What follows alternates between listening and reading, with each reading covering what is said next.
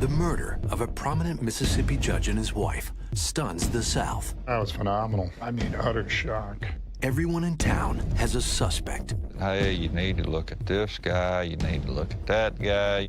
The investigation goes nowhere. And that's when I knew that somebody had to be found.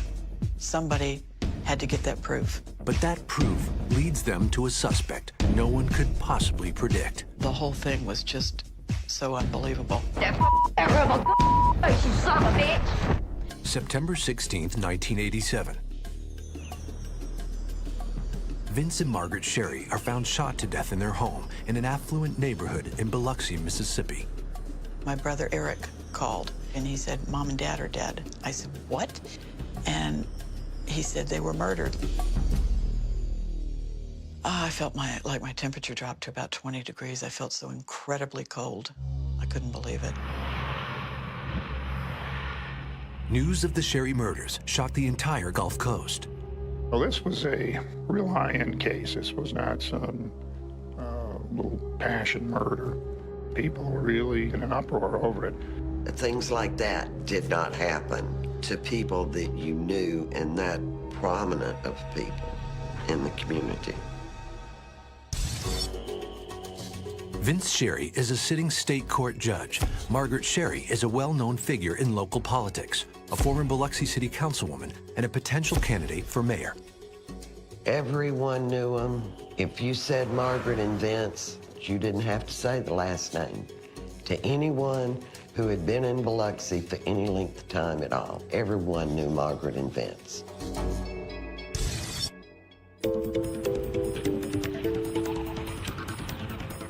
The mystery begins the morning Judge Sherry inexplicably fails to show up for court. At his home, the telephone goes unanswered. That's when they contacted his former law partner, Pete Follett, and one of his junior partners went to the house and found the bodies.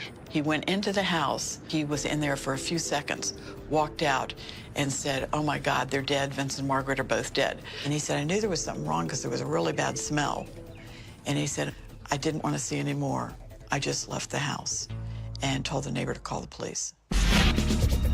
Because no gun is found at the scene, investigators quickly rule out murder-suicide. The house was not ransacked at all. It did not appear to be a burglary. It appeared to be murders done by someone with a .22 caliber weapon. Foam appears to be in this room also. Pieces of foam were found at various locations where the gun had been fired, which immediately indicated some type of silencer. And it had all the earmarks of a contract murder. Even though it looks like a professional hit, investigators also have to consider a suspect close to home. The first thing you want to do in any murder case, particularly like this, is to rule the family members out. The Sherrys seemed like a loving family, but investigators had reason to believe that things may not be what they seem. Their first suspect is the Sherry's son, Eric. Eric was the Sherry's youngest child. That boy does have some minor arrests on his record. I recommend you check that out right now. Eric had, like most teenagers, gotten into a few little scrapes with the law. Eric has no firm alibi for the time of the shootings. But most important, investigators discover a closely held family secret. Eric is not as he appears to be. In fact, Eric is not a blood relative.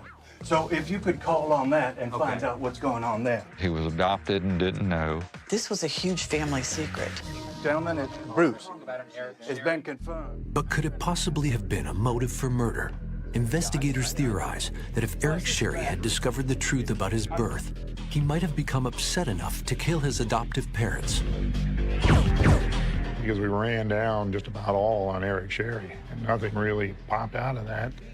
They kept looking, but found no real evidence he even knew he was adopted, much less held a grudge. Investigators let the theory go. I think we pretty much can close the books on Eric Sherry as a suspect. So if not Eric Sherry, then who? Investigators are left with more questions than answers. They're not only looking for suspects, they're also trying to figure out who the killer was after. The hardest part is to identify who's really the target of all this, or are both of them the targets at the same time. Was the killer after Vince? Did Margaret Sherry just happen to be in the wrong place at the wrong time? Or was it the other way around? Was Margaret the real target? Who wanted Vince and Margaret Sherry dead? Investigators trying to solve the murders of Mississippi Judge Vince Sherry and his wife Margaret face an enormous task. The entire Biloxi community is up in arms about the killing of two such outstanding citizens, and the phone is ringing off the hook with tips. You heard what? Do you have addresses? To cover more ground, the Biloxi police team up with the county sheriff's department and the FBI. Everyone has their own theory about the murders.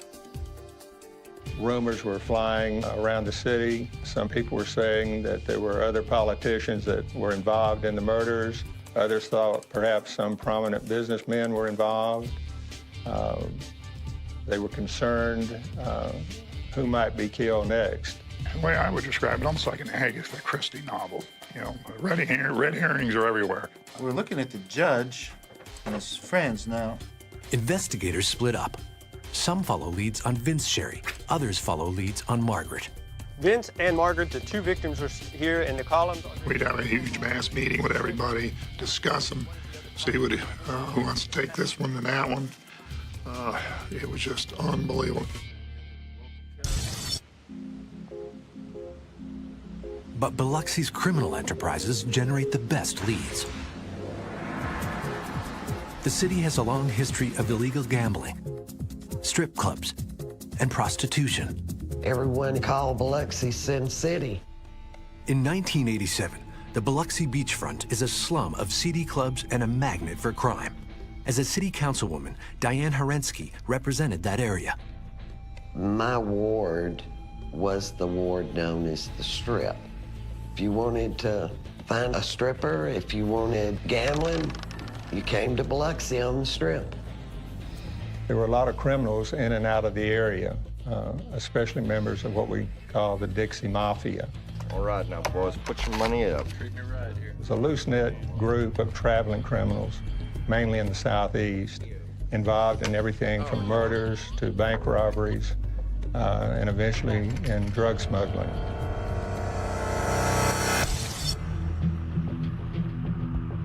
Biloxi was a popular place for them to come to lay low. They just pretty much did what they wanted there. Many at the Biloxi Police Department did little to stop them. Biloxi Police Department didn't have the most stellar reputation. While they had a lot of honest guys, it didn't take but just a couple to tarnish the image of a police department. Rumor had it that some were on the take, turning a blind eye to anything illegal. Every now and then, there would be a show made of rounding up prostitutes, rounding up club owners, arresting them and charging them with misdemeanors. And when things started getting rowdy again, this would happen all over. Vince Sherry was well acquainted with the Strip. Before he became a judge, he was an attorney in a law practice he shared with Peter Halat. Much of their success was built on defending clients connected to the Strip. He defended strippers, prostitutes, people who were involved in the shadier things that went on.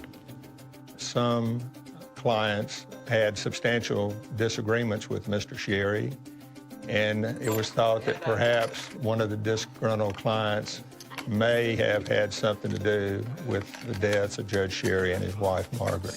Did someone want to murder the man known for defending questionable clients? I, Vincent J. Sherry. Or did the problems begin when Vince Sherry became a judge? He actually alluded to the point that he had been threatened one time during court. He said that he had been threatened by someone recently. My father had made a statement in court that he would burn in hell before he would let these people intimidate him. But maybe it wasn't Vince someone was after. Perhaps it was his wife, Margaret. She had been on the city council doing her best to clean up the Strip. Margaret was against strip clubs. She was making it her personal goal. She was going to shut down the strip clubs. When Mom went on city council, there were 26 strip clubs in the city limits of Biloxi. This is a town of 40,000 people. By the time she left, the administration had shut down all but 3. Those 3 strip clubs were owned by a powerful man named Mike Gillich. Nothing happened on the Gulf Coast without his knowledge or heavy criminal activity without him really being involved in it. His reputation was, if you wanted something done that was a little shady, go to Mr. Mike. Mike could take care of it.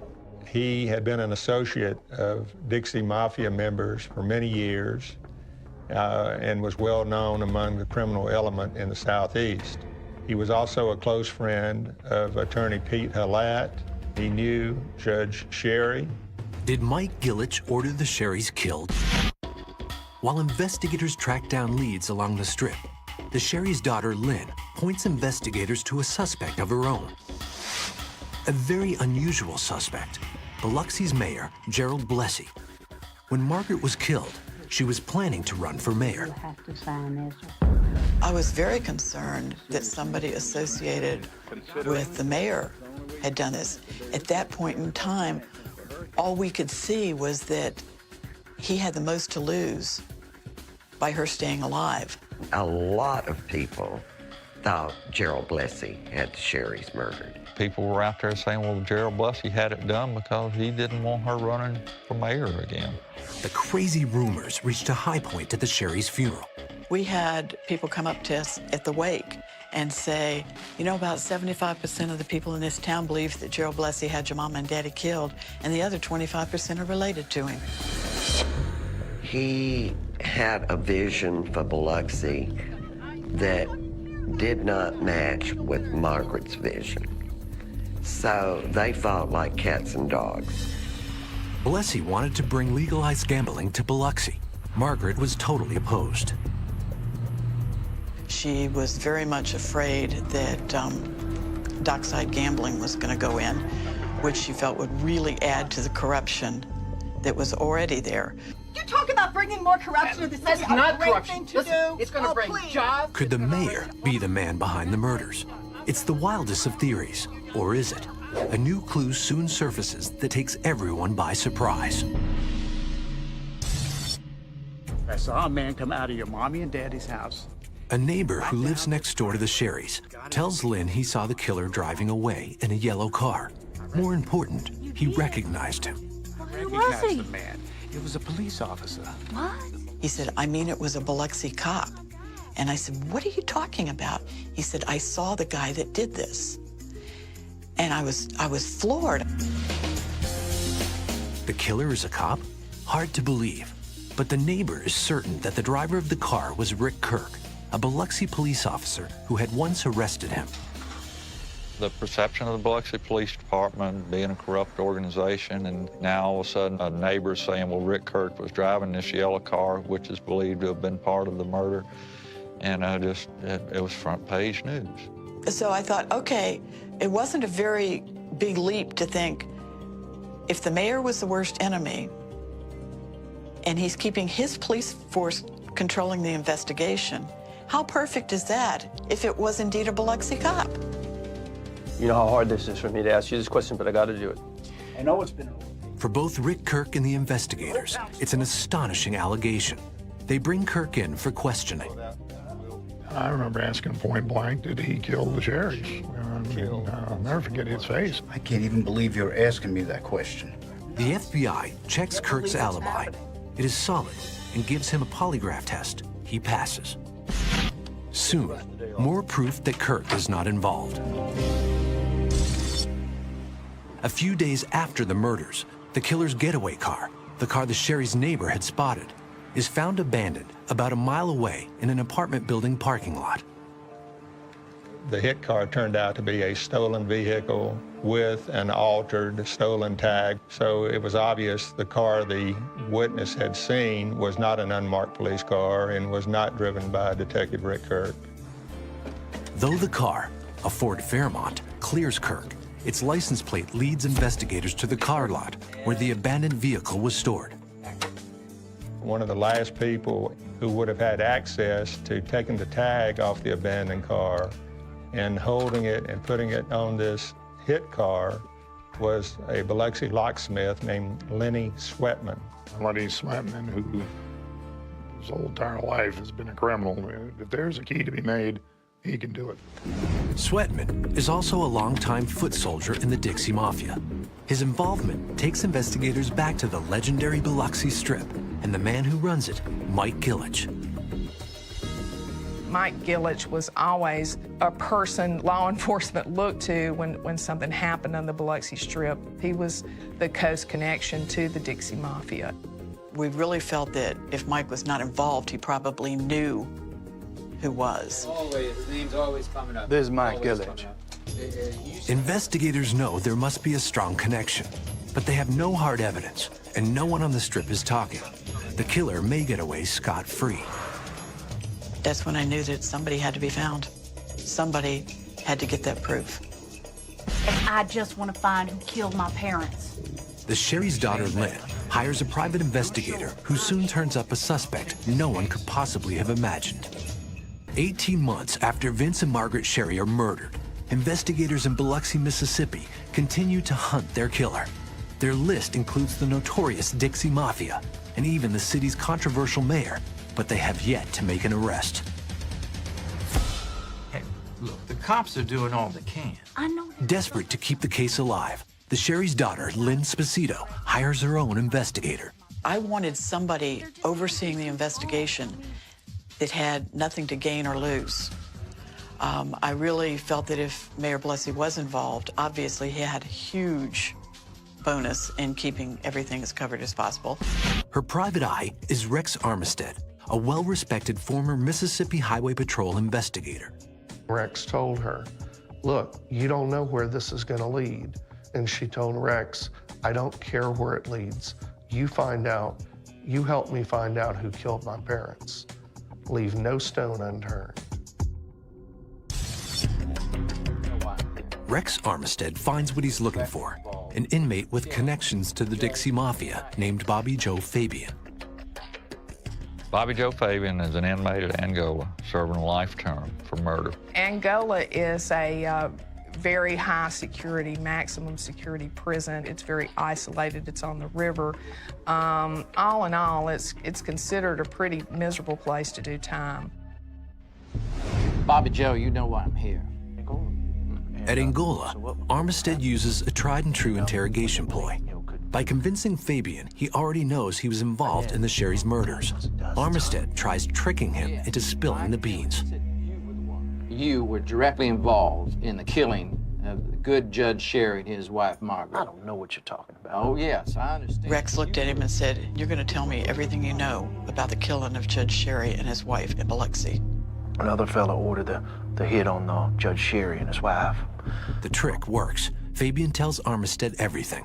The fact is, the murders have nothing to do with Mayor Biloxi. The man's name, he's an inmate here at Angola, and his name is Kirksey Nix. Fabian claims Vince and Margaret Sherry were killed by order of another prison inmate, a man named Kirksey Nix. Real callous person, very intelligent person, but very callous person. Kirksey Nix is a longtime member of the Dixie Mafia, one with an especially nasty reputation. Nix has something like 180 IQ. His father was an Oklahoma appeals court justice and his mother was an attorney, and he was never anything but a crook. He used his mind totally to figure out how he could scam and kill people and get away with it. It's like life is a game to him. Nix is also a client of the law firm owned by Vince Sherry and Pete Halat. Could this be the break investigators have been hunting for 2 years? A contract hit ordered by a man behind bars? What motive would he have to kill Vince and Margaret Sherry? Like Bobby Joe Fabian, Kirksey Nix is in Angola serving a life sentence. Nix killed a grocer during a robbery in New Orleans. Kirksey denied he'd ever hurt anyone, even though he still had a bullet in his back from the murder he committed in New Orleans. All right.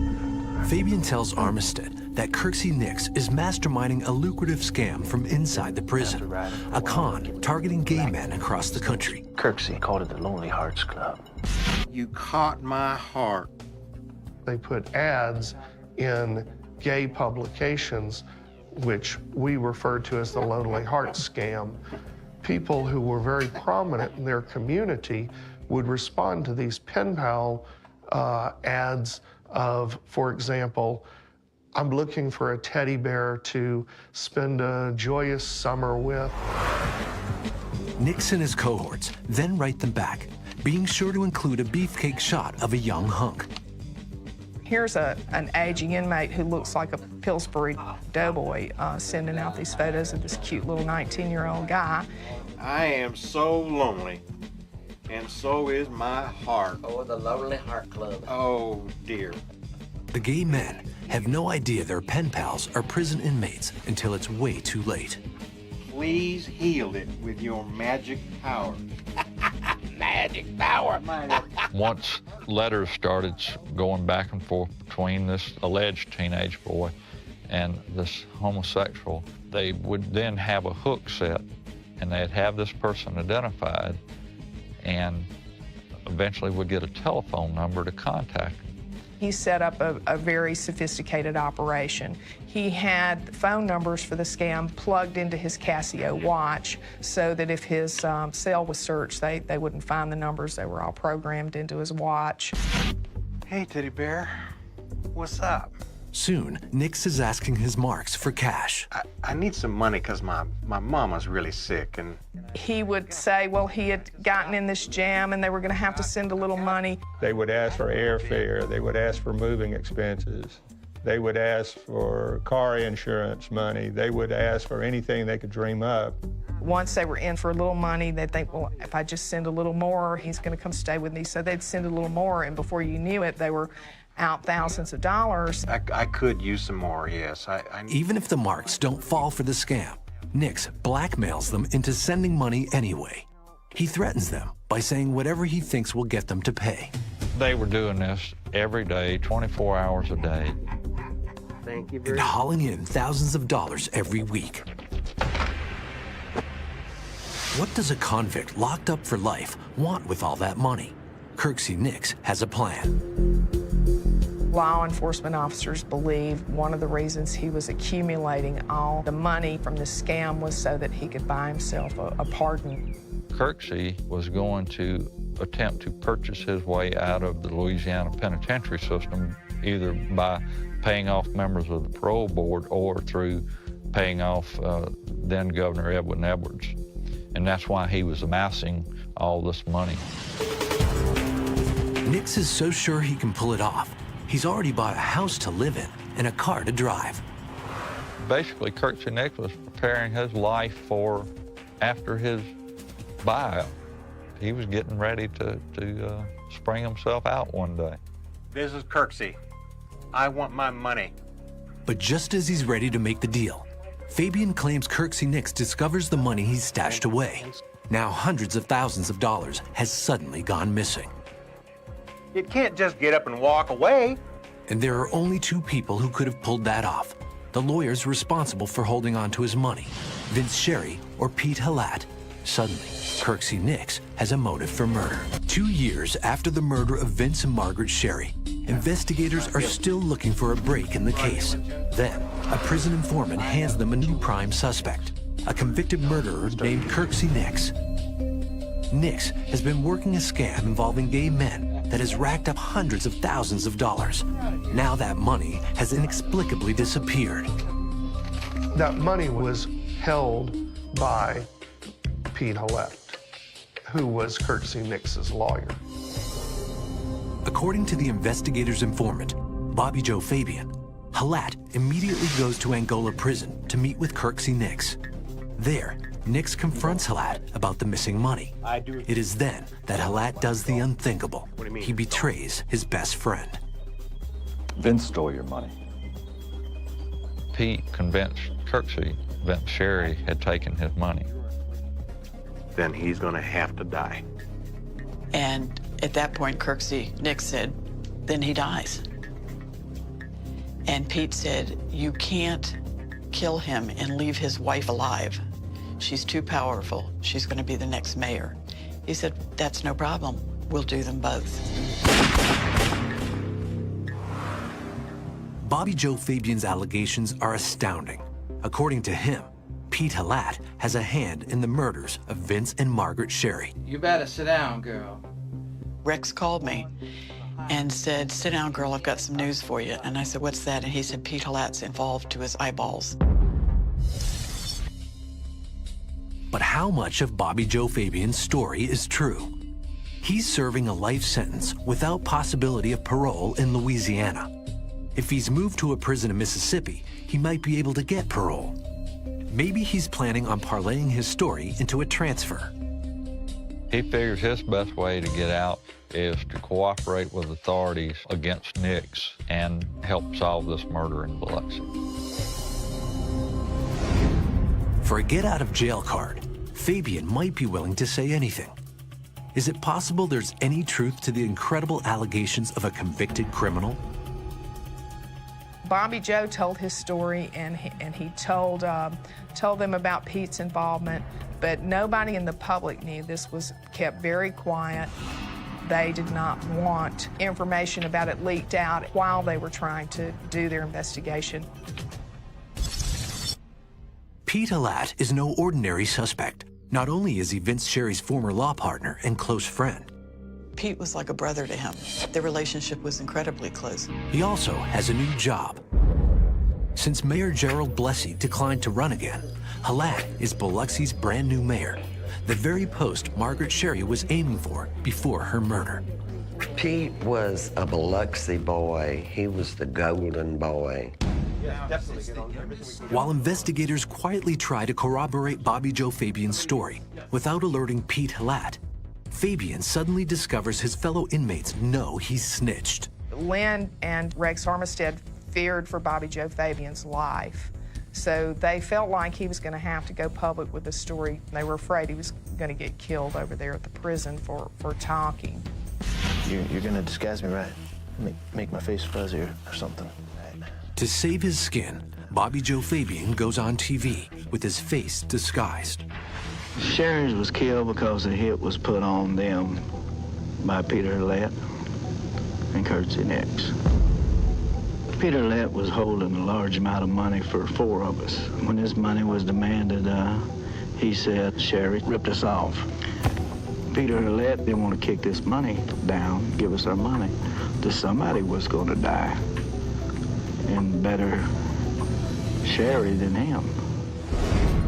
True or not, when it hits the airwaves, Bobby Joe Fabian's story is a sensation. Mayor Pete Halat, part of a murder conspiracy? No one ever dreamed it possible.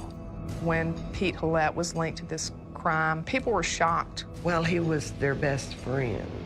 It really never entered my mind that Pete could have been involved in it. You pretty much see your law partner more than you do your spouse. And to have that close of a person in your life turn around and not just stab you in the back, but organize your murder and the murder of your wife is just unbelievable. Pete Halat goes on the offense. Pete called a news conference the next day at City Hall in the council chambers. As far as the Sherry murder investigation is concerned, my life is an open book. Though Halat appears calm and in control, people who know him say his body language reveals deep anger. He always had this vein at the side of his temple that would throb when he got mad, and that was just throbbing, and he was just furious. Let me once again state that any suggestion that I was involved in planning the murder of Vince and Margaret Sherry is an outright lie. Halat even offers to take a lie detector test. If for some reason during the ongoing investigation that the Sheriff's Department, the U.S. Attorney's Office, or the FBI wants me to undergo a polygraph test, we'll identify the best one in the United States of America, and I'll submit to a polygraph test. And he said in the statement, anytime that we need him, day or night, meaning law enforcement, if this will resolve this case, all they have to do is call on him. I'll see you the next time. It's Pete Halat's word against Bobby Joe Fabian's, Biloxi's golden boy, versus convicted murderer. But Fabian's story has a logic investigators can't ignore. Bobby Joe explained to us how the scam worked, where the money was going, and those things began all to make sense to us. It provided a motive to us on why the murder occurred. Drive back to the parking lot, get in his car, and go home. It's as simple as that. Mike Gillich, he said, had organized the hit. Hallett and Mike Gillich had been over to the prison to visit Nix, and that was when the murders were being planned. Investigators believe the story, but they have no hard evidence against Hallett, and no one but Bobby Joe Fabian is saying a word. We needed to, what we call in law enforcement, flip one of the insiders. In other words, we need to bring enough pressure on one of the people involved in the murders that they would have no choice but to cooperate with the authorities. They figure their most vulnerable candidate is strip club owner Mike Gillich. So what we did, we went to work trying to put together cases against Mr. Gillich. Investigators dig into the Lonely Heart scam. They talk to dozens of witnesses and subpoena thousands of documents and phone records that link Nix and Gillich to the scam, the stash of cash, and the plot to murder the Sherrys. Once those dominoes started to fall, people started talking. Finally, we had enough to charge Mr. Gillich, Mr. Nix, as well as a Dixie Mafia hitman out of Smyrna, Georgia, named John Ransom. Kirksey Nix and Mike Gillich are indicted on charges involving the Lonely Heart scam and murder for hire. I'm not guilty, and I welcome my adversary system instead of a trial by fiat by the press. Can you talk? Nix and Gillich are tried and convicted in federal court, but neither of them is willing to flip on Pete Hallett. Hallett is not even charged. We just didn't have that strong piece of evidence that it took to indict him. He was all in the shadows of this case, but shadows don't get people convicted. The case was very shaky until you have somebody who was an actual participant in it, who had some credibility, that could take the stand and say, I planned this, I organized it with Pete Hallett, and he was involved. Mr. Gillich, I need you to tell me what you know about Mr. Pete Hallett. What's that going to do for me? Prosecutors hope Mike Gillich will be that man. He's now in federal prison, away from his family and his home for the first time. When he comes up for trial on unrelated charges, prosecutors make him an offer. We told him, Mr. Mike, you've been convicted 2 times already in federal court. Third is almost a guaranteed life sentence under the federal sentencing guidelines. Here's my card. Here's a card with our pager number on it. If we have to come back for trial on Monday, there's no deal. Saturday, we got a page, and it was Mike Gillich saying he wanted to cooperate. Is this the break investigators have been trying to get for more than 5 years? Can Mike Gillich finally finger who killed Vince and Margaret Sherry? 5 years have passed since Vince and Margaret Sherry were assassinated execution style.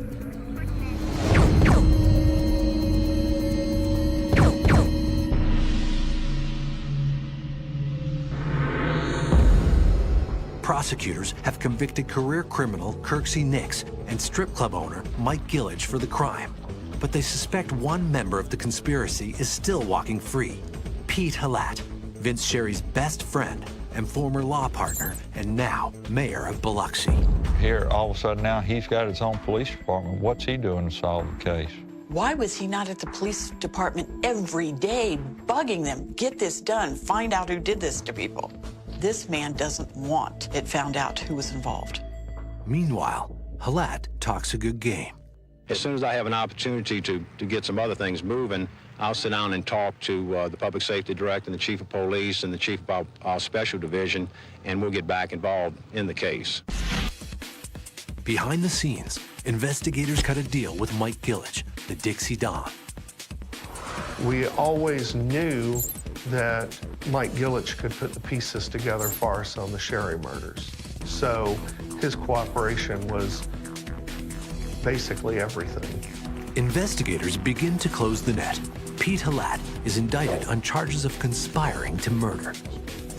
Are you guilty of this? I'm not guilty of anything.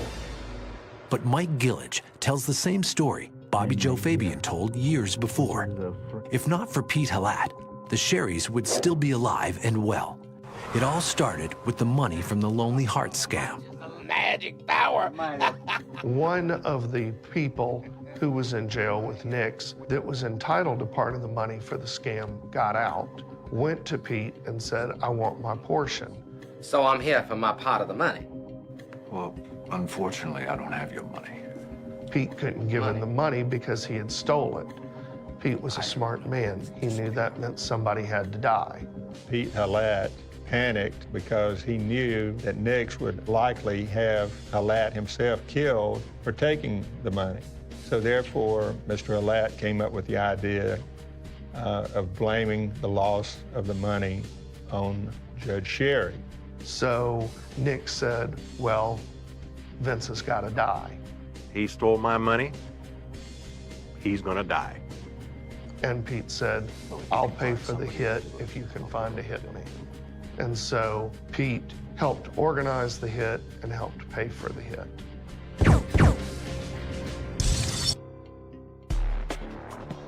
Mike Gillage confesses he handled the grim details, first hiring a notorious Dixie Mafia hitman named John Ransom. Mr. Ransom allegedly agreed to kill Judge Sherry and, in fact, made 2 trips to Biloxi. And according to information the FBI developed, he met on 2 different occasions with a white male named Pete, who was not further identified, to discuss the murders. But John Ransom backs out of the deal, so Gillage finds another Dixie Mafia hitman, Thomas Holcomb. Finally, investigators can fill in the gaps about exactly what happened the day of the murders.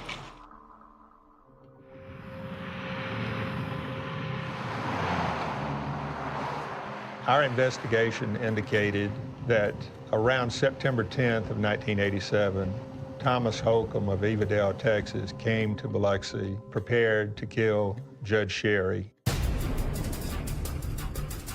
It's after dark, and Lenny's swimming. He steals the Ford Fairmont off the car line. A altered, stolen tag was placed on the Fairmont, and the dome light inside the car was disabled so that any occupants could not be identified at night when the car doors opened. Holcomb then goes to the Sherry's home. Holcomb gets out, goes to the front door, knocks on the door. Then Sherry opens the door. Vince Sherry lets Holcomb in. And almost immediately, we believe Holcomb shot the judge twice in the face. Vince was shot with a .22 caliber pistol with a homemade silencer. It was very quick. I don't think Vince even knew what hit him. At that point, Holcomb went down a hallway that led to the master bedroom and saw Margaret taking off her earrings. And in order to avoid Margaret having the opportunity to scream, Holcomb fired 2 shots from the doorway. With that, Margaret fainted and more or less went flat down on the floor. And the fellow shot her 4 times in the side of the head, pretty directly. We believe he had 1 shell left, and on the way out, he again shot Judge Sherry. And he then exited the residence, got in the yellow Ford Fairmont, and as he drove away, of course, a witness, the next door neighbor, saw the yellow Ford Fairmont and thought it was an unmarked police car. Holcomb proceeded to a nearby apartment complex, abandoned the yellow Ford Fairmont, got into his personally owned pickup that had been pre-positioned, and drove straight back to Evadale, Texas. We believe while en route, He likely threw the murder weapon off of a bridge, likely somewhere in Louisiana. The murder weapon has never been found.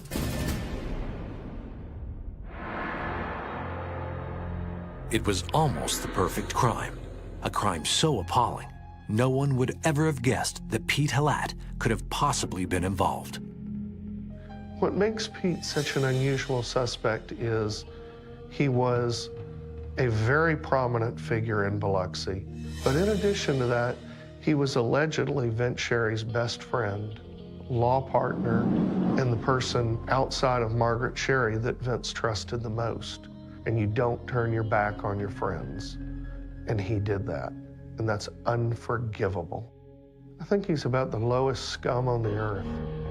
July 1997, Pete Halat was found guilty of conspiracy on several charges involving RICO, the Federal Racketeering Act. Even the latest hurricane that we've had did not do as much damage emotionally as the murders of the Sherrys did. It pitted families against one another, politicians against one another. It just totally split this whole city. And I'm not sure we're healed yet. An arrest has been made after the deadly shooting of a woman in downtown Miami over the weekend. NBC6 reporter Willard Shepard Toyser with the details of what the suspect says that it was an accident. Okay, well, Joanna, that suspect was in the bond court earlier today. This all is just a real tragedy because these people apparently knew each other. They were out on the town for a night of fun on the weekend, and now tragically, one of them has died and the other was facing a serious felony charge. Get your girl under control. The text message glowed in the darkness of the Miami nightclub. 6 weeks pregnant and gripping her phone, Natalia Harrell watched with mounting rage as Gladys Borsella commanded attention on the dance floor. Hours later, one would be dead, and the other would claim her unborn child was being unlawfully detained in jail. Welcome to Shadows of Crime. If you're new here, hit that subscribe button and join our community as we explore the darkest corners of human behavior. July 23, 2022. A single gunshot inside a crowded Uber shattered the pre-dawn quiet of downtown Miami.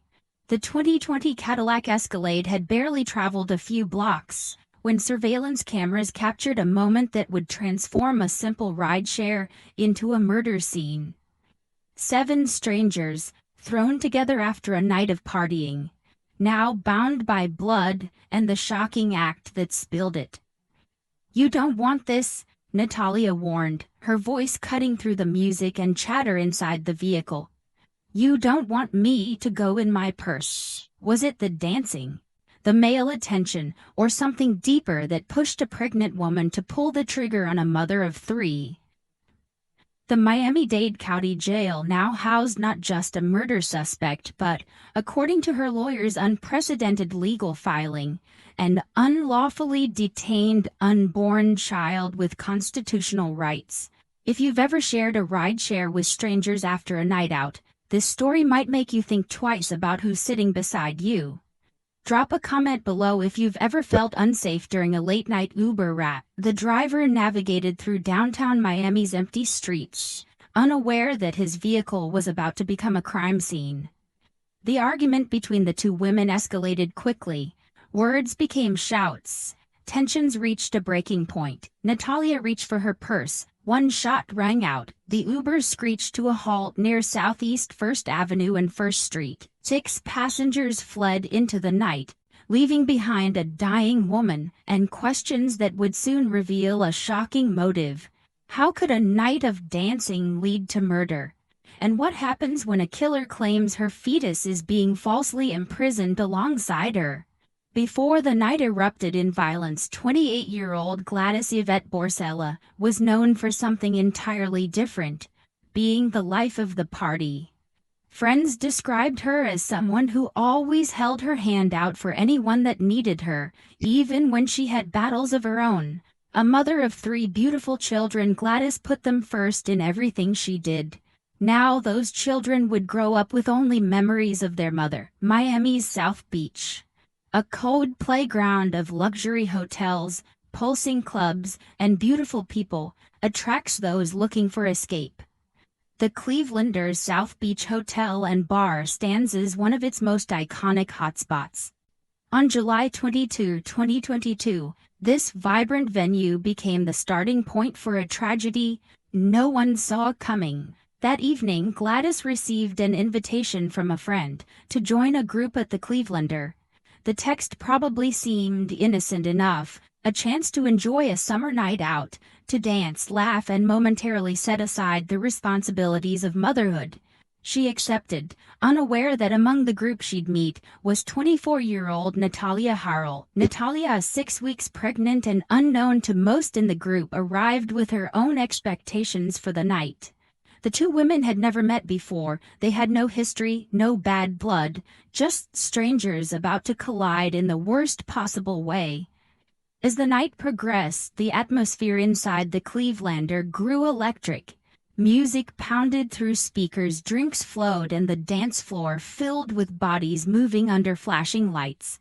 Gladys, true to her nature, embraced the moment. She danced, she socialized, she caught the attention of men in the venue, and Natalia noticed. Security cameras throughout the venue captured fragments of the night, Gladys dancing, Natalia watching from the sidelines, the group interacting with various men. These digital fragments would later become crucial evidence, piecing together the building tension that surveillance footage couldn't fully explain. What the cameras didn't capture were the text messages. As Gladys continued enjoying herself, Natalia grew increasingly agitated. She texted another woman in the group, "Get your girl under control." The message revealed the first visible crack in what would become a fatal fissure between the two women. The request went unheeded. Perhaps it wasn't taken seriously, or maybe it was lost in the chaos of the night. Either way, Gladys continued dancing, unaware of the growing resentment directed her way. As closing time approached, the Cleveland lights came up, signaling the end of the night. But for this group, the evening wasn't over. Someone suggested continuing elsewhere. 7 people, including both women, agreed to share an Uber. A 2020 Cadillac Escalade large enough to accommodate them all. They piled into the vehicle. The seating arrangement, who sat where, who was next to whom, would later become a critical detail in understanding how accessibility factored into the coming violence. The Miami skyline glittered against the night sky as the Uber pulled away from the curb. Inside, the mood shifted. The confined space of the vehicle amplified tensions that had been building throughout the night. What had been subtle at the Clevelander now became obvious. Natalia Harrell was not happy with Gladys Barcella. The Uber driver, focused on the road ahead, remained oblivious to the deadly undercurrents flowing through his back seat. He couldn't have known that his vehicle was about to become the scene of a crime that would shock Miami and raise unprecedented legal questions about the rights of an unborn child. As the Escalade moved through the streets of Miami, the stage was set for a confrontation that would end with one mother dead and another facing murder charges. The surveillance camera inside the Uber captured what words alone cannot convey. The subtle shift in body language as 7 strangers navigated the intimate confines of a shared ride. What began as post-club chatter quickly morphed into something more volatile. Witnesses would later tell police that the tension between Gladys and Natalia had been building throughout the entire evening at the Clevelander. It wasn't just about dancing, it was about attention, male attention, the kind that Gladys naturally attracted and Natalia apparently coveted. She was upset that Barcella was drinking and dancing, one witness stated in police reports. This seemingly trivial complaint masked deeper emotions, jealousy, insecurity, perhaps even territorial instincts amplified by Natalia's early pregnancy hormones. Whatever the psychological cocktail, it was potent and dangerous. The group dynamic that night was complex. Some were friends, others mere acquaintances. Some tried to mediate the growing friction while others remained oblivious. The alcohol consumed throughout the evening dulled judgment and heightened emotions. It was a powder keg waiting for a spark.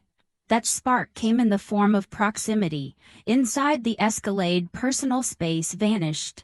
7 adults, some already at odds, found themselves shoulder to shoulder. Conversations overlapped. The music from the Uber's speakers competed with voices trying to be heard. The driver navigated Miami's grid of streets while his passengers navigated increasingly treacherous social waters. Initially, Gladys and Natalia sat in the same row. Their physical closeness seemed to accelerate the tension. Words were exchanged, words that witnesses would later struggle to recall exactly but described as heated and confrontational. The argument escalated quickly, fueled by the night's accumulated grievances. Then came a critical moment. Natalia moved. She shifted from her original position to the front of the SUV. This wasn't just a change in seating, it was a tactical repositioning. From this new vantage point she faced the other passengers, including Gladys. The move created distance between them, but also set the stage for what would happen next. The Uber's internal camera recorded Natalia's warning, clear and chilling. "You don't want this. You don't want me to go in my purse." The threat hung in the air. The other passengers fell momentarily silent. Did they understand what she meant? Did they recognize the gravity of her words? The camera captured uncertain glances exchanged between riders. Someone laughed nervously. Another tried to change the subject. Gladys, perhaps not grasping the seriousness of the threat or perhaps unwilling to be intimidated, responded.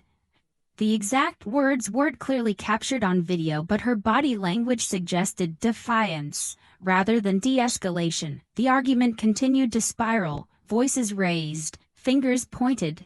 The Uber driver, now aware of the conflict, considered ending the ride early but hadn't yet intervened.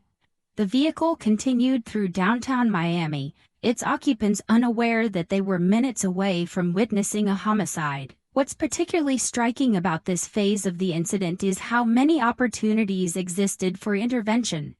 Any passenger could have asked to be let out. The driver could have terminated the ride. Natalia or Gladys could have backed down. Friends could have separated them more effectively.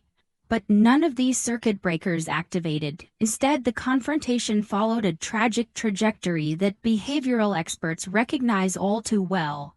Threat, counter-threat, escalation, and finally violence. It's a pattern seen in countless conflicts, from code playground disputes to international incidents. The difference here was the presence of a loaded firearm. As the Uber approached the intersection of Southeast 1st Avenue and 1st Street, the argument reached its breaking point. Natalia's hand moved toward her purse, the purse she had specifically mentioned in her warning. The movement was deliberate, unhurried. She maintained eye contact with Gladys as her fingers disappeared into the bag. The other passengers, now fully alert to the danger, began to react. One reached toward Natalia. Another called out. But it was too late. The question that haunts this case, could this tragedy have been prevented, finds its answer in these crucial moments before the shooting. The signs were there, the warnings were explicit, yet somehow the momentum of conflict carried everyone forward to its terrible conclusion. As Natalia's hand emerged from her purse, the night's tensions were about to transform from words into something irreversible. The digital timestamp on the Uber's surveillance footage marked 2:17 a.m. when Natalia Harrell's hand emerged from her purse. In her grip, a black handgun. The camera captured the collective intake of breath from the other passengers, their eyes widening as they realized what was happening. But before anyone could react, Natalia fired. A single shot.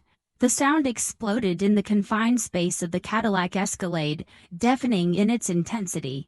The bullet struck Gladys Borsella directly. Her body jerked backward from the impact. Time seemed to freeze for a fraction of a second. Then chaos erupted. The Uber driver slammed on the brakes, the vehicle screeching to a halt near Southeast 1st Avenue and 1st Street.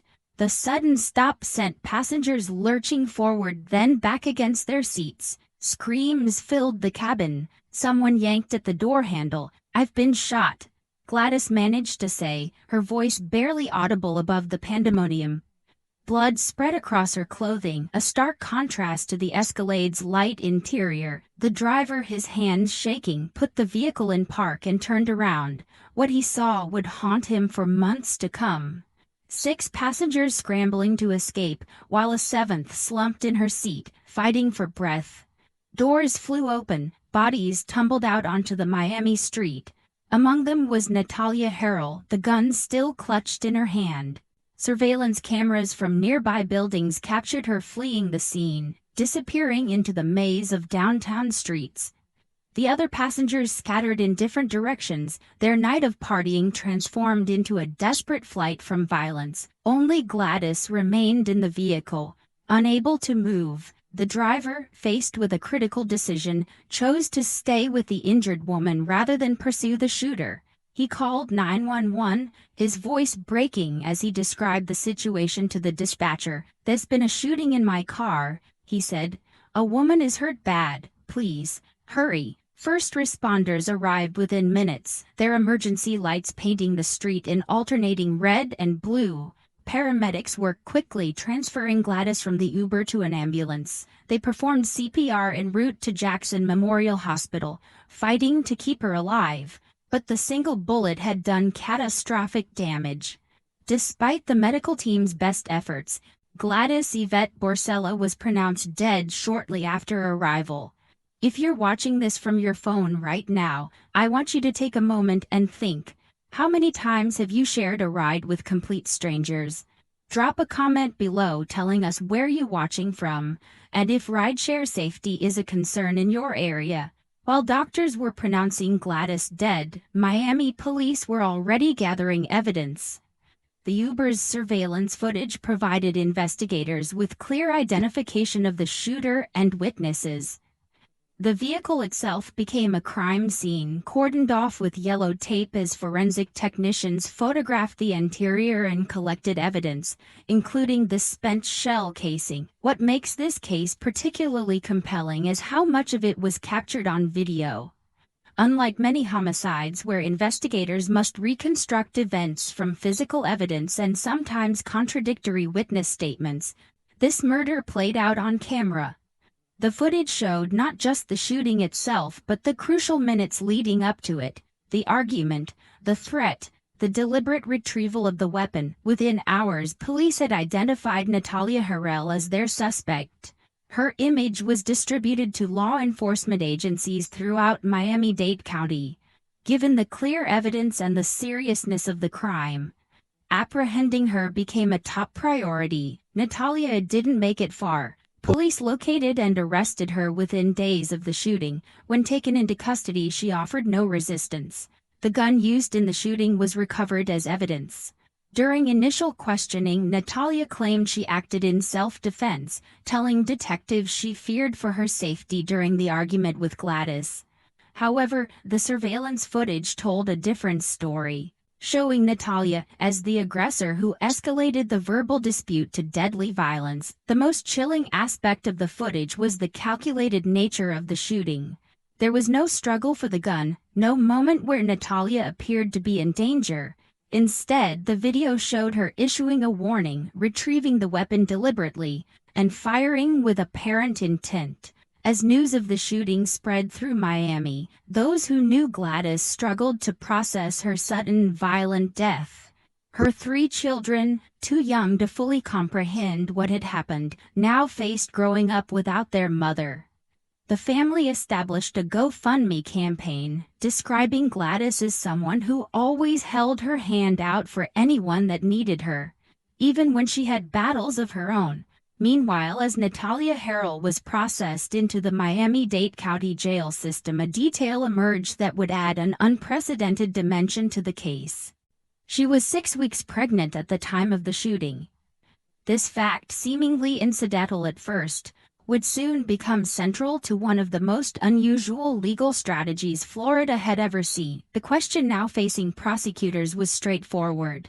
Was this a clear case of second-degree murder, or could Natalia's claims of self-defense hold any merit? Despite the damning video evidence, blood pooled on the Escalade's leather seat as first responders worked frantically to save Gladys Porcella's life. The single bullet had torn through vital organs, causing catastrophic internal bleeding. Despite their efforts, the damage was too severe. At Jackson Memorial Hospital, doctors pronounced her dead, adding another name to Miami's growing list of gun violence victims. Outside the hospital, detectives began the methodical process of interviewing witnesses. The 5 other passengers who had fled the scene were located one by one. Their accounts, though shaken by the trauma they'd witnessed, aligned with the surveillance footage. None reported seeing Gladys threaten or physically engage with Natalia before the shooting. None could justify the sudden escalation to deadly force. "She just pulled out the gun and shot her," one witness told police, his voice still trembling hours after the incident. There was no warning, no chance for anyone to stop it. This contradicted the surveillance footage, which had clearly captured Natalia's verbal warning. The discrepancy highlighted how trauma affects memory. Even with multiple witnesses to the same event, details get lost or distorted in the fog of shock. The Uber driver, perhaps the most impartial witness, provided crucial testimony. "The woman in front suddenly turned around, said something about her purse, and then I heard the shot," he recalled. "I stopped immediately. Everyone ran except the woman who was hit. I stayed with her until help came." His decision to remain with Gladys rather than flee likely gave her the only chance she had at survival. Though that chance proved insufficient, his actions stood in stark contrast to those who had abandoned her in her final moments. As dawn broke over Miami on July 23, 2022, the news of the shooting spread through local media. Initial reports were sparse on details: a woman shot in an Uber, a suspect at large. But as the day progressed and Natalia Harrell was taken into custody, the story gained momentum. The Miami-Dade Police Department held a press conference releasing limited information, while emphasizing the senseless nature of the violence. "What we have here is a disagreement that should never have escalated to gunfire," the department spokesperson stated. "A mother of 3 children lost her life over what appears to be a trivial dispute." For Gladys's family, the news brought incomprehensible grief. Her mother, who would later organize the GoFundMe campaign for her grandchildren, collapsed upon hearing of her daughter's death. The 3 children, too young to fully understand the permanence of their loss, kept asking when their mother would come home. "I don't even know how to tell my grandbaby someone took their mother away from us," Gladys's mother wrote in the fundraiser description, her words capturing the ripple effect of violence that extends far beyond the immediate victim. Meanwhile, Natalia Harrell was booked into the Miami-Dade County jail system on charges of second-degree murder. Her initial appearance before a judge was brief but consequential. She was denied bond, deemed both a flight risk and a danger to the community. The evidence against her was substantial: clear surveillance footage of the shooting, multiple witness statements, and her flight from the scene. The prosecution's case appeared straightforward, but as Natalia's defense team began preparing their strategy, they seized upon a detail that would transform the case into a national headline: their client's pregnancy. At 6 weeks pregnant during the shooting, Natalia was now carrying a developing fetus while incarcerated. This fact might have remained a footnote in the case, perhaps relevant only for her medical care while awaiting trial. But proposed a lawsuit recently filed in South Florida. For the first time, it argues the rights of an unborn child when it comes to the mother being accused of a crime, and only Local 10 has the never-before-seen video that is now at the center of this case. Sanala Sabovic has the exclusive. A new lawsuit filed in South Florida argues for the rights of an unborn child. No, we aren't talking about the right to choose, rather the rights of an unborn baby in its mother's womb while the mother is incarcerated. The lawsuit was filed by 24-year-old Natalia Harrell. She's a Miami-Dade County jail inmate. She's asking to be released from jail because the unborn child within her is not charged with any crime, as she can be placed under house arrest and only leave her home for medical visits. Her lawyer weighs in. After release, we're looking for the opportunity of the unborn child to be developed and born ultimately in a safe environment, not in the environment it is in right now, which is dangerous spots with MTGK. Forensic investigation continued in the days following the shooting. Ballistics confirmed that the recovered handgun was indeed the murder weapon. Toxicology reports showed alcohol in both women's systems, though neither was legally intoxicated. The medical examiner's detailed report documented the bullet's path through Gladys's body, confirming that death would have been inevitable, even with immediate medical intervention. As July turned to August, the case file grew thicker with evidence. Prosecutors prepared for what they anticipated would be a straightforward trial. The charge of second-degree murder reflected their assessment that while the killing wasn't premeditated in the traditional sense, it demonstrated depraved mind regardless of human life. The legal standard in Florida, what no one anticipated was how the case would soon collide with one of America's most contentious legal and political issues, the rights of the unborn, in a manner that would draw attention far beyond Miami's judicial system. The Miami-Dade County Courthouse became the stage for a legal drama unprecedented in Florida's judicial history. In January 2023, attorney William Norris filed what legal experts would later describe as one of the most unusual habeas corpus petitions ever submitted in an American court. The petitioner wasn't Natalia Harrell, it was her unborn child. An unborn child has rights independent of its mother, even though it's still in the womb, Norris argued in court documents. The unborn child has been deprived of due process of law in this incarceration. The timing was significant. Just months earlier in June 2022, the U.S. Supreme Court had overturned Roe v. Wade, eliminating the federal constitutional right to abortion and igniting fierce debates about fetal personhood across the country. Now, Natalia's defense team was attempting to leverage this shifting legal landscape in a murder case. The petition claimed that jail conditions endangered the developing fetus through a lack of reasonable and necessary prenatal care. Norris alleged that Natalia hadn't received proper prenatal vitamins or nutrition, had missed medical appointments, and had once been left in a transport van without air conditioning while temperatures exceeded 100 degrees Fahrenheit. My client is not seeking to escape justice, Norris told reporters outside the courthouse. She is seeking proper medical care for her child, who has committed no crime. The prosecution responded with visible frustration. This is a transparent attempt to manipulate the legal system, the lead prosecutor stated during a hearing. The defendant is charged with taking a mother away from 3 children. Now she's using her own pregnancy to avoid accountability. Legal experts across the political spectrum watched the case with intense interest. Conservative legal scholars saw an opportunity to establish precedent for fetal personhood, while progressive attorneys warned about potential consequences for pregnant women's rights. Meanwhile, Michael O'Brien, identified as the father of Natalia's unborn child, publicly supported the petition. "I don't want the baby to be born prematurely or low birth weight," he told NBC Miami. "The conditions are terrible." As the habeas corpus petition made headlines, the underlying murder case continued to build. Prosecutors filed motions to exclude any mention of the pregnancy from the murder trial itself, arguing it was irrelevant to whether Natalia had committed the crime and would only serve to generate sympathy from jurors. The defense countered with a new claim.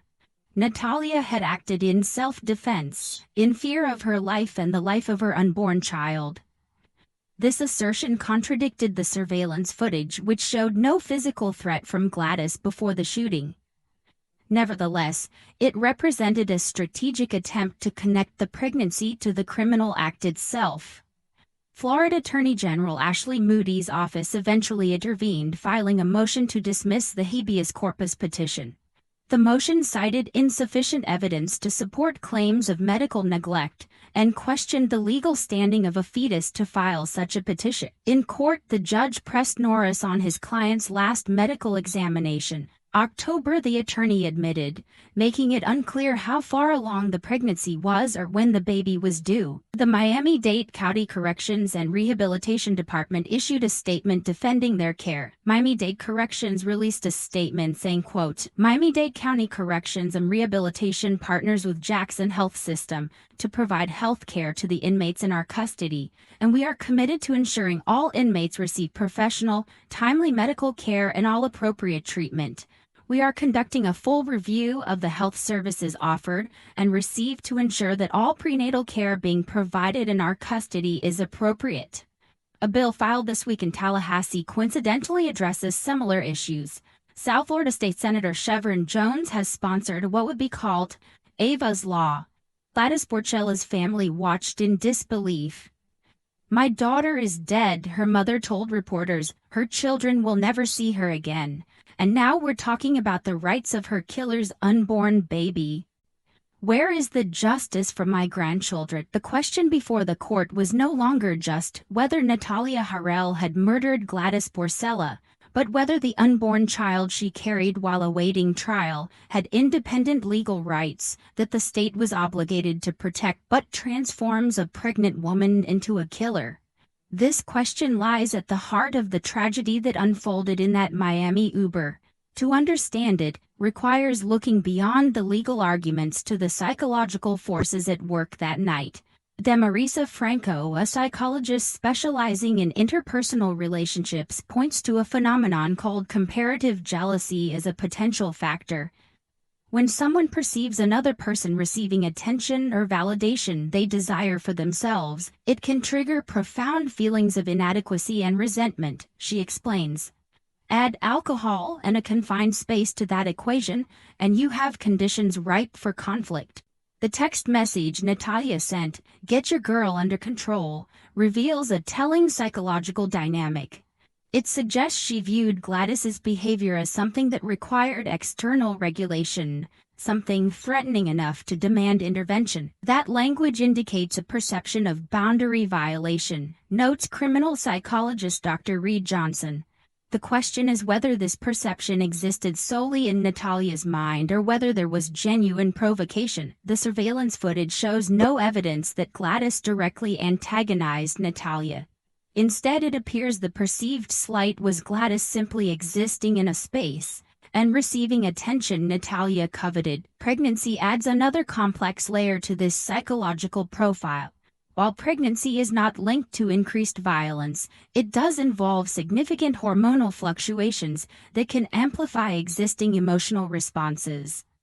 Natalia's early pregnancy at 6 weeks coincided with a period of substantial hormonal change. This doesn't excuse violence, clarifies Dr. Amanda Torres, an expert in maternal psychology, but understanding the physiological context helps explain heightened emotional reactivity. Perhaps most revealing is the weapon itself.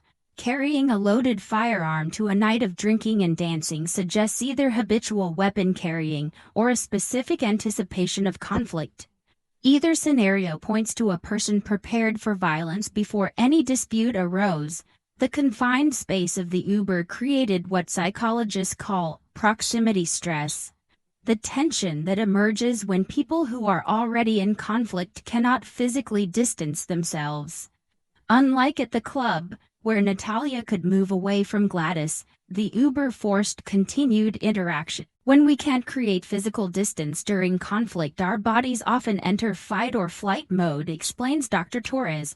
For someone already primed for aggression and carrying a weapon, this physiological response can be catastrophic. If you're still watching, I want to hear from you.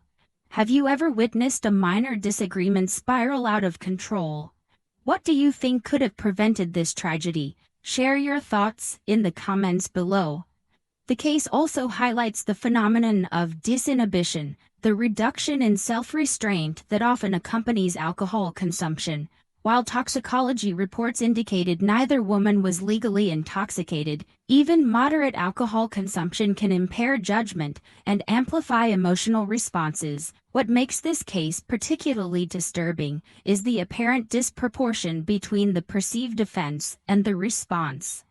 dancing and receiving attention at a nightclub are ordinary social behaviors. Responding with lethal violence represents an extreme failure of emotional regulation and conflict resolution. When someone moves directly from verbal conflict to deadly force, Dr. Johnson notes, it suggests either a complete absence of intermediate conflict resolution skills or a pre-existing intention to cause harm. The psychological profile that emerges is of a person who felt threatened not by physical danger but by social comparison, who lacked the emotional tools to manage those feelings appropriately, and who had armed herself with the means to express those emotions in the most destructive way possible. As the legal battle continues, Gladys Yvette Borcella's 3 children face a future without their mother, a loss that no court decision can ever remedy. Their story reminds us that behind every headline about violence lies shattered families and unfulfilled potential. The tragedy that unfolded in that Miami Uber transcends the individuals involved. It serves as a stark reminder of how quickly conflict can escalate when weapons are present. A disagreement that might have ended in harsh words instead ended a life. What can we learn from this senseless loss? First, recognize warning signs. When Natalia said, "You don't want me to go in my purse," she telegraphed her intentions. In potentially volatile situations, taking such threats seriously and removing yourself from danger could save your life. Second, rideshare safety deserves more attention.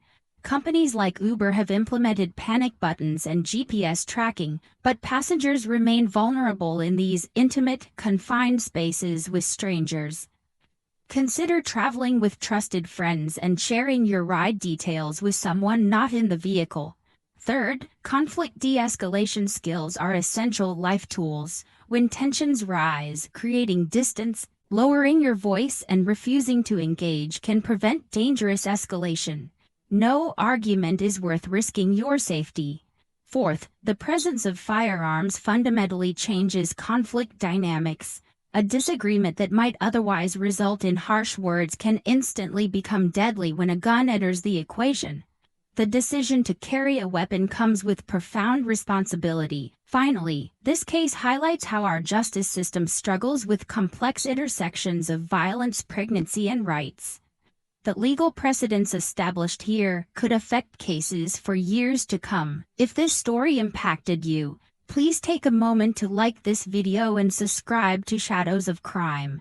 Your engagement helps us continue bringing these important stories to light and exploring the psychological and social factors behind criminal behavior. What do you think?